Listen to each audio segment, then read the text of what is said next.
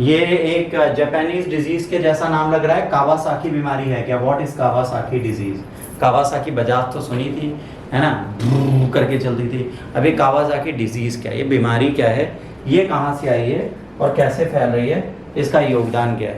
तो कुछ नहीं हो रहा, पीठ पे दाने हो रहे हैं, मवाद जैसे दाने होते हैं, फिर फूट जाते हैं और पीठ में छाले आ जाते हैं, और कुछ नहीं। मतलब वीडियो देख के तो ये दिख रहा है। अब यहाँ पे पढ़ते हैं।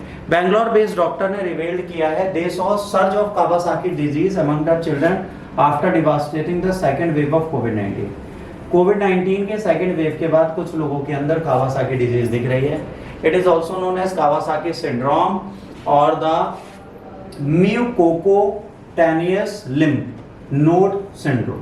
ठीक है, ये एक रेयर डिजीज है जिसमें फीवर, इन्फ्लेमेशन होता है और ये 5 साल के अंदर के बच्चों को सबसे ज्यादा होता है। ये बहुत मोस्ट कॉमन बीमारी है ना, जो हार्ट डिजीज बच्चों एक्वायर करते हैं उनके लिए है। कई बार ये बीमारी है तो समझ लीजिए हार्ट से रिलेटेड प्रॉब्लम होगी। इम्यून सिस्टम पर अटैक करते हैं, ब्लड वेसल पे अटैक करते हैं जो इन्फ्लेम करती है और वो फूल जाती है। अब यहाँ पे कोरोनरी आर्टरीज जो होती हैं, जो ब्लड को लेती हैं हार्ट और मसल्स तक, वो प्रॉब्लम कॉज करती हैं और लिम्फ नोड्स आ जाते हैं स्किन पे और चिल्ड्रन के माउथ, नोज और गले पे। जब भाई ब्लड सेल्स पे, हार्ट मसल्स पे कोड करेगी कोई भी इन्फेक्शन, तो वो क्या करेगा, आपकी बॉडी में दानों की तरह उभरेगा। कहाँ कहाँ उभरेगा? आपके माउथ में, नोज में, गले में, स्किन पे। ठीक है।